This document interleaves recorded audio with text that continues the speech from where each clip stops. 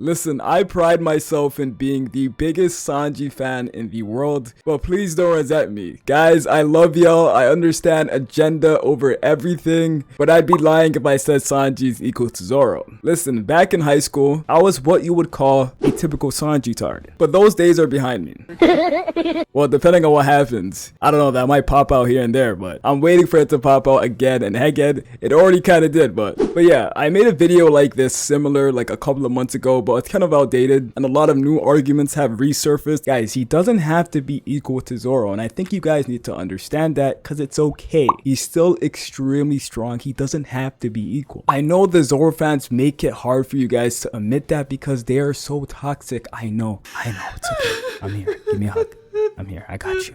Shh, it's okay. They're not gonna hurt you. It's alright. Whether you want to believe the gap is extremely minimum or extremely large is up to you. But first, guys, remember when YouTubers used to blackmail you to subscribe or else your family's gonna die or some shit? Yeah, I don't do that. In fact, I wish blessings on your family and all your loved ones. The biggest point I've been seeing lately, which I find extremely weird, is the Wings of the Pirate King argument. In the official, it refers to Sanji as the Wings. Twitter's most popular One Piece Japanese translator, Sandman, said that in Japanese it's referring to two people. And even in the SBS a while back, Oda didn't mention them as the Wings. And when Zoro and Sanji fought King and Queen, there was multiple texts and blurbs kind of like around the chapter saying they were the Wings of the Pirate King. So it's safe to assume Zoro and Sanji are both the Wings. I've been seeing that this is a basis for the equal argument, and I think that's an extreme stretch. I think it symbolizes what they mean to Luffy. Thriller Bark is a perfect representation of how they act as Luffy's wings, both trying to sacrifice themselves for the sake of Luffy. Even in Wano, this iconic moment. These scenes speak for themselves as to what these guys mean to Luffy better than I can explain in words. But to say one wing has to be the exact same strength just because those wings need to fly is a bit weird. Like that argument, like it's making us look like we're looking a little too back.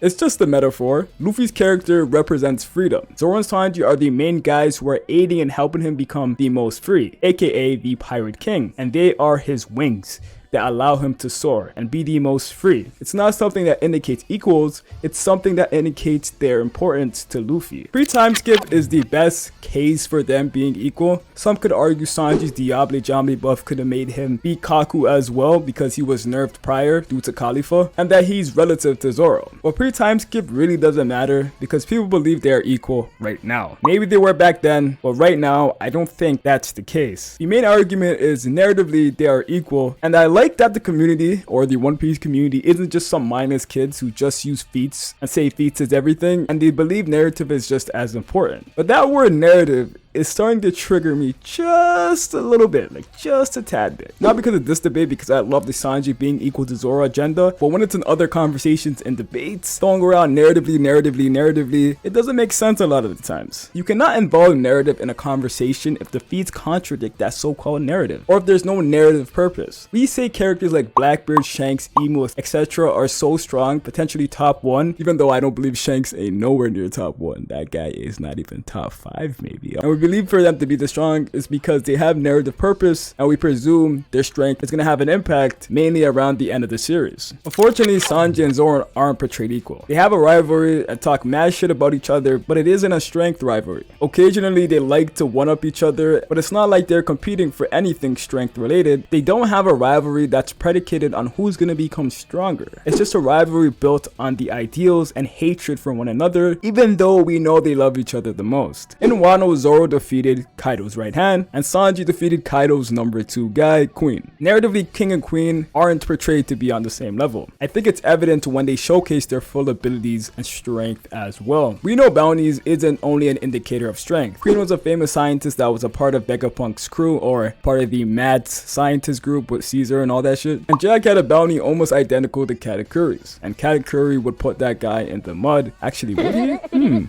I don't know. Zoro defeats and fights the second strongest, and Sanji fights the third strongest, and those two characters weren't on the same level. So narratively, I don't think that fight can imply that they're equal. Sanji got Ifrit Jambe, and Zoro got Advanced Conqueror's Haki. Overall, I do believe Sanji got the bigger power boost than Zoro. His AP became really good, having the hottest flames in the series, and his durability became top tier, one of the best in the entire series, and his speed as well. He got an overall more of a power boost than Zoro. But Zoro's power up essentially is the best ability we know of in the series. It's what the strongest characters we ever seen use in top tier battles. Characters like Roger, characters like Whitebeard, characters like Shanks, characters like Kaido. These guys all have this version of advanced Haki and is seemingly the most powerful ability in the series. We know only the handful of the very strongest can use that ability. And if you take Kaido's word, Haki transcends all. And Zoro being a part of the handful of the very strongest also helps his narrative because he also has a narrative purpose to become the world's strongest swordsman. Unlike Yamato, I don't give a fuck about her coding. I don't give a fuck about none of that. She's irrelevant.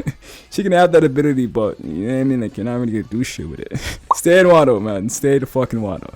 So yeah, I do think Zoro's power up does trump Sanji's power up. Narratively, Zoro was placed on the rooftop and had a severe impact on the Yonko. He scarred one of them, aka Kaido, and had the other one frightened, and she definitely acknowledged his power as well. Just look at her. And he also stopped the Hakai, etc. But people don't acknowledge this and say it was just a supernova thing. Well, you're right, it was a thing for the supernova, but let's not act like he had Killer's level of impact on that roof. He was debatably, and I would say he looked the strongest on that roof and had the biggest impact. It could have just been a supernova thing, but Zoro looked the strongest out of those supernova. I don't think it's fair to judge if they were equal based on the matchup between them and their stats, because a lot of people tend to do that. Sanji is faster than Zoro. Sanji has better durability than Zoro. Sanji has better observation Haki than Zoro. Zoro has better attack power than Sanji. Zoro has better Haki with Artament and Conqueror's Haki. Zoro has better endurance. Saying they're equal because of stats and a matchup between them isn't necessarily fair, and I don't think it's a good way to judge. Yes, it's true Sanji does have a good matchup against Zoro, but Zoro's feats aren't things Sanji can replicate, and vice versa. Sanji can't two-hit King and defeat him. Sanji can't significantly damage Kaido the way Zoro can. Sanji can't stop Hakai for a moment. Zoro can't Perception Blitz Queen for multiple panels. He can't take a punch from a Seraphim with his arms crossed. He can't have a sword break on his body due to how durable he is. They each have their strengths and weaknesses, so it's best to compare them to the overall characters in the verse like you would with anybody. If you were to make a top 30, who would you have ranked higher? And Zoro's feats are overall better than Sanji's right now, and it's simply because he's just fought stronger opponents, and he has showcased more than Sanji. Narratively and feats wise, I don't see something that portrays them as equal and shows they are on an exact equal playing field in terms of combat. The true definition of equal is what Dory and Brogy was. I think people use that word too loosely when they don't know whether to say a character is stronger than the other. People also say that about Mihawk, and he has the world's strongest swordsman title. How can another swordsman, if you believe Shanks to be one, how could he be equal to Mihawk if he's the world's strongest swordsman? But people don't know who to say stronger, and they just go for the middle ground and just say they're equal. Listen guys, there's no problem with Zoro being stronger than Sanji. Heck, there might be moments in the series where Sanji looks stronger than Zoro. It might even happen in Egghead Island, who knows? But just to use the term equal just doesn't make sense guys. There's a certain level of portrayal